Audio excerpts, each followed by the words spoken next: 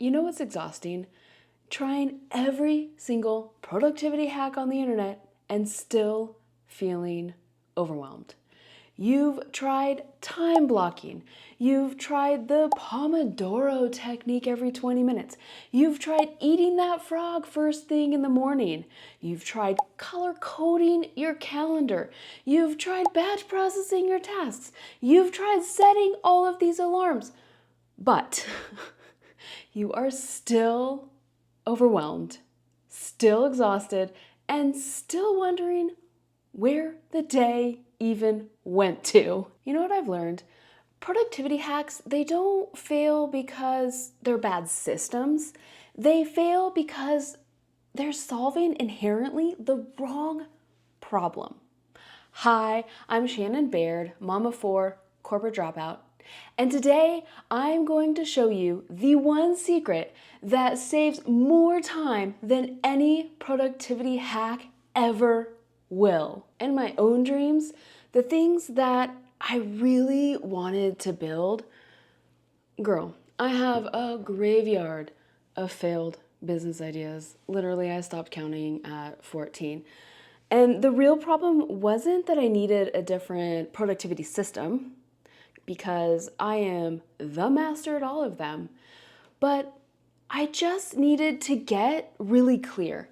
It wasn't that I didn't have enough time and I didn't need another better system, but I had to understand what really mattered to me, what deserved my time. I was running really fast, but I was running in the wrong direction, listening to all of the external noise out there. And that's what I want to break down for you today. Because the secret that saves you the most time isn't about managing your minutes better. It's about getting crystal clear on what those minutes should be spent on in the first place.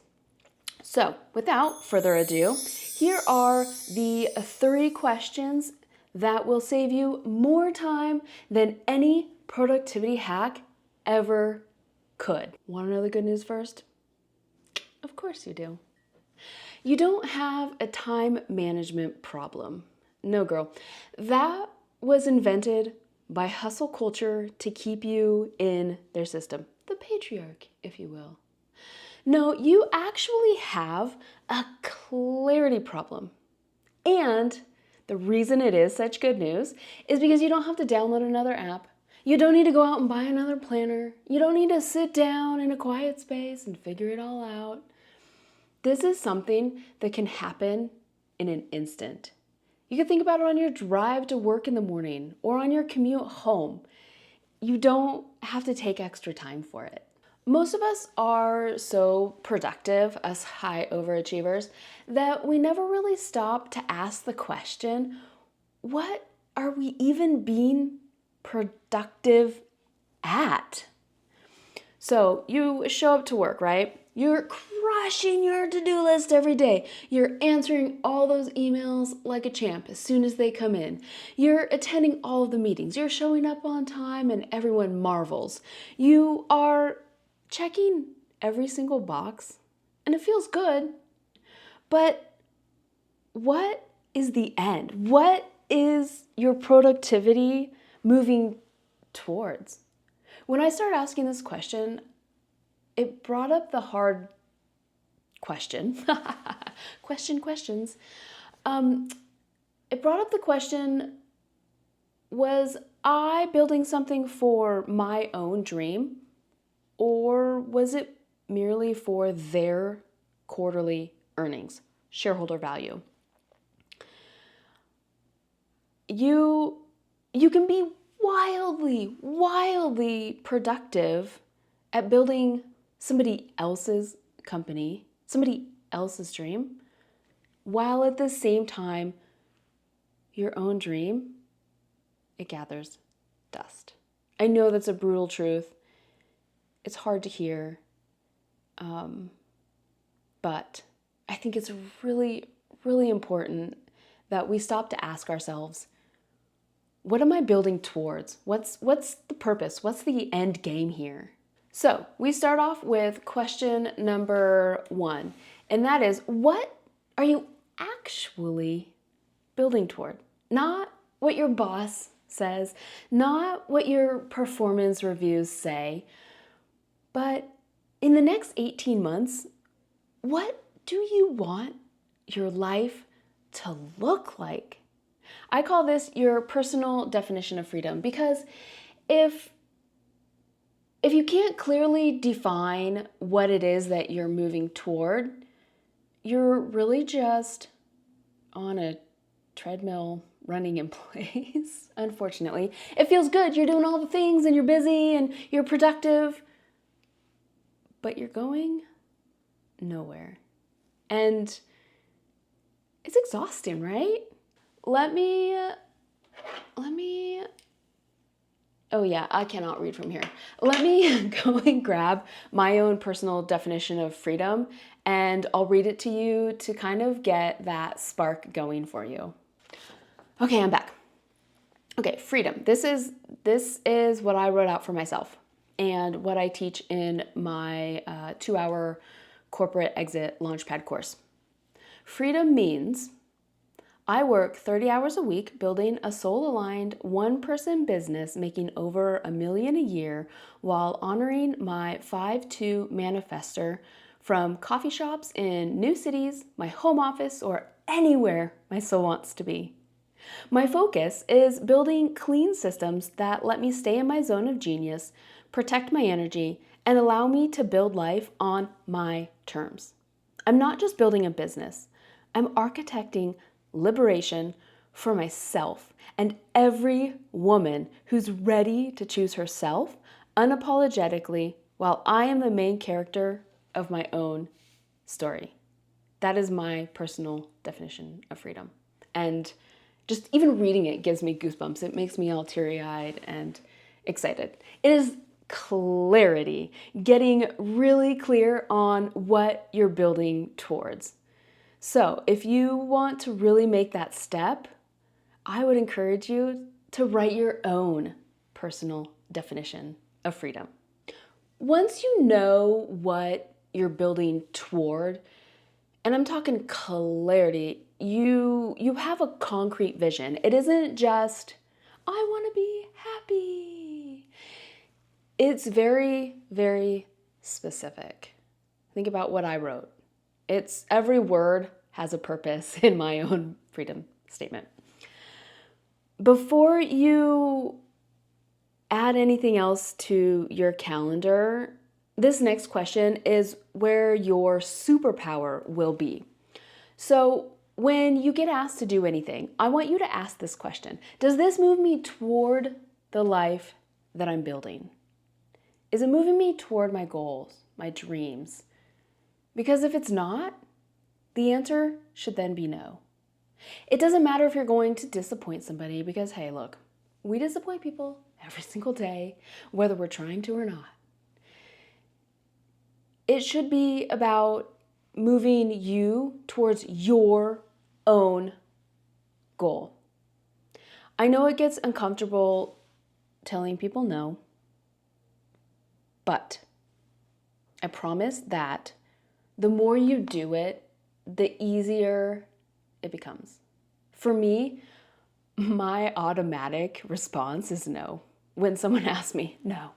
And then I can go back and say, I've thought about it, and actually, I would really like to show up for that. Never, ever, ever, ever anymore is my automatic answer yes. I need to check in with myself. I need to check in with my energy. I need to check in with my goals. You don't ever have to say yes to that networking event. You don't ever even have to say yes to a kids event. I mean, that's a whole nother busy mom badge, socially transmitted disease video that I can do all on its own. But back to question 2. I want you to ask this question to yourself every single time that you get asked to do something. The question that changes everything, that productivity culture has completely ass backwards. So this is what clarity asks. Should I be doing this at all? While productivity culture says, how can I do this faster? How can I do more efficiently? How can I do this better?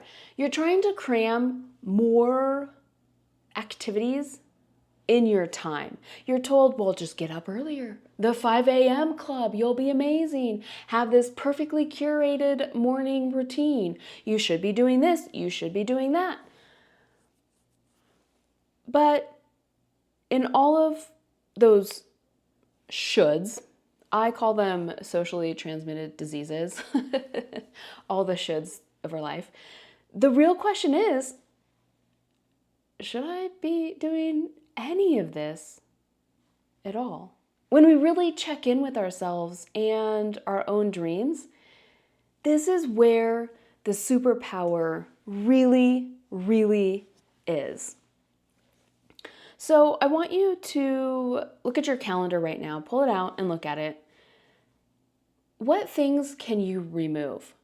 What can you go back to somebody and say, I'm so sorry, I have a conflict of interest on that day. Even going to your kids' activities, we get so caught up, especially as moms, in all of the things that we don't ever really stop to ask if we're happy doing those things. You know what I mean? I think about all of the requests that are made on my day between work, between kids, the house. What really moves the needle? I like to think of in 20 years. Will this matter in 20 years? If I am going to be doing this kids' activity with them, will this matter in 20 years? And maybe the answer is yes. Maybe it's going to be these amazing memories that you're going to cherish forever. Then by all means, get on out there and do it. If the answer is no, or even if the answer is maybe, because we often get caught up in good, but not best. Even if the answer is maybe, then consider cutting it out of your calendar. No longer do you need to time block your weekends and overthink everything. I want there to be white space in your calendar. Once there's white space, you come back and you tell me how that has changed you. Because those are deep breaths that you can take. Let me show you what this looks like in real life. I don't know if you've ever heard the example. It's an oldie but a goodie. And it is the rocks in the jar analogy. Okay, so you have this jar and you have big rocks, you have little pebbles, you have sand, and you might even have some water. The big rocks are the big parts of your life. Those are the things that really, really matter to you. And then you have the pebbles, and those are all these little things that you're told to just stack more efficiently. Just get up earlier and you can do them. And then you have the sand that is now being poured in. And all of that, it looks really nice. It looks beautiful. But it's really fucking exhausting. Am I right? So, what productivity says, it says to arrange all these pebbles in better forms so that you can stack more in there. But what clarity says is, how many of these pebbles can you take out? The pebbles that don't even matter. The big rocks, those are the things that matter. So you have just a few pebbles in here. Maybe you have a few particles of sand, because sometimes those things creep in that we don't really like, but kind of necessary, I guess, like some of those emails that you get, or the meetings that could have been an email.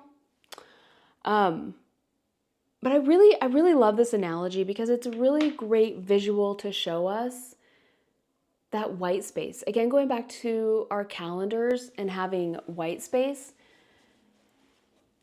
it's a breath of fresh air. It really, truly is. And when we get clear on what matters for us, then the rest of it, it just kind of falls to the wayside because we're not even focused on it anymore.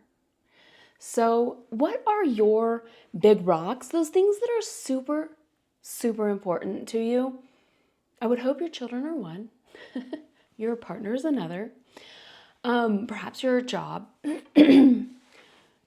Maybe you have a dream of building a business and that's why you're here. Excuse me. But what are those big rocks that you're going to put in? And what are the very selective pebbles that you're going to add? Because when you get clear on what you're building toward and you start ruthlessly eliminating what doesn't serve you anymore, you begin to not feel like you're missing out. You actually can start to breathe again. And I would guess, your children would probably thank you for not being so busy. Take it from one overthinking, perfectionist, recovering control freaky over here. The world won't fall apart. It won't. You'll begin to calm down. You'll begin to be able to regulate your nervous system. You'll begin to take a breath. You won't feel so rushed and harried every day and like your hair's on fire. Things will begin to kind of tone down a little bit in your external world and will also tone down internally as well. Because when we don't have a regulated nervous system, everything is crazy. And that's the framework. That's the secret.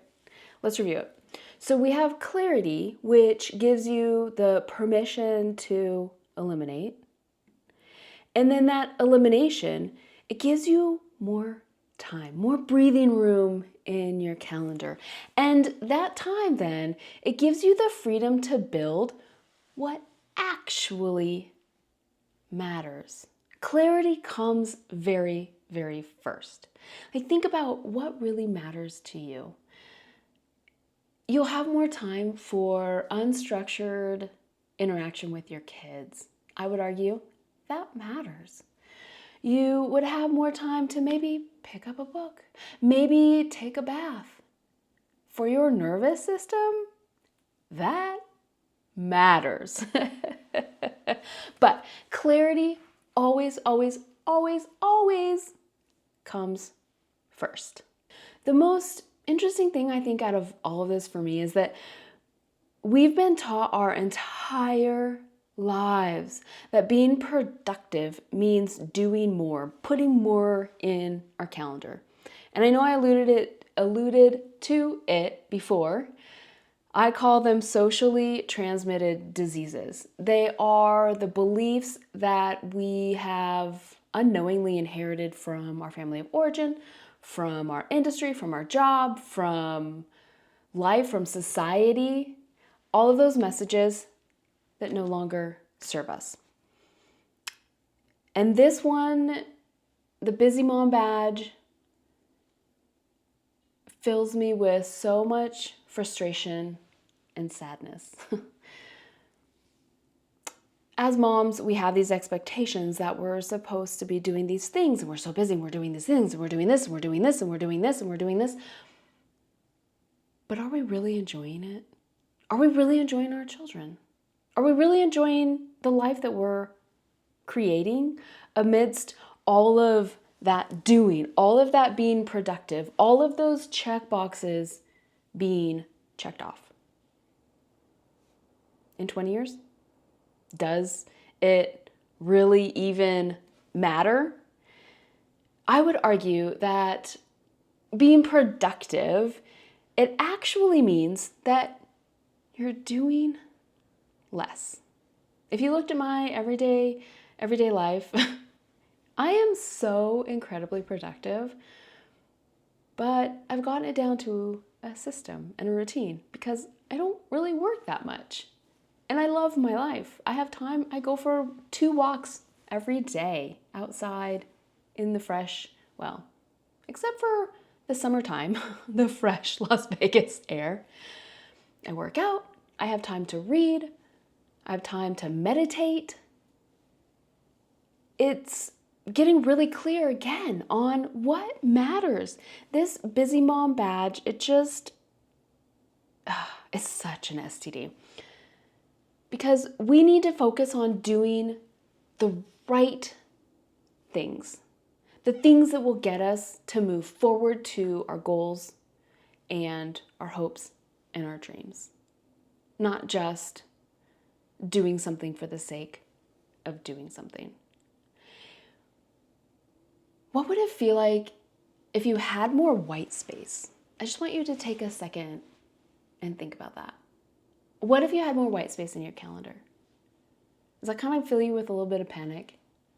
Because if it does, that means your nervous system, girl, it is not regulated. And this is even more important for you if you have a little bit of that panic that rises up. I really want to challenge you because, speaking from experience, there is so much freedom and joy on the other side. And I want that for every single woman in the entire world. And that's the entire reason why I'm doing what I'm doing, because I know what it feels like. I know what it is, and I want to spread it around like glitter. You need to hear this today. And if no one else has given you these permissions that I'm about to give you, as Mama 4, I am giving you permission. Feel free to have anyone email me who doesn't agree. Okay, you have the permission to be less productive by everyone else's standards. Only focus on yourself. You have the permission to have white space in your calendar. I would even encourage you to seek it out.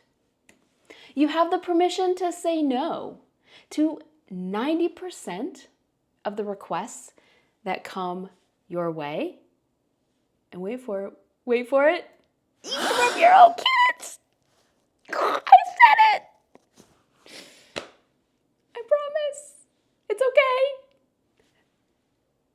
You don't have to do all the things for your children. They'll turn out okay. I have 4 of them. 3 of them are adults, and 1 is a teenager. They're okay. I would even argue saying no to your children is a good thing, because then it sets them up for not every time is somebody going to be like, oh yes, okay. That's just not how reality works. So, you have permission to say, no, I don't think so. I think I'm gonna go read instead. I think I'm gonna go watch some trashy TV instead. Okay? I'm giving you permission. I'm anointing you. Go out and say no.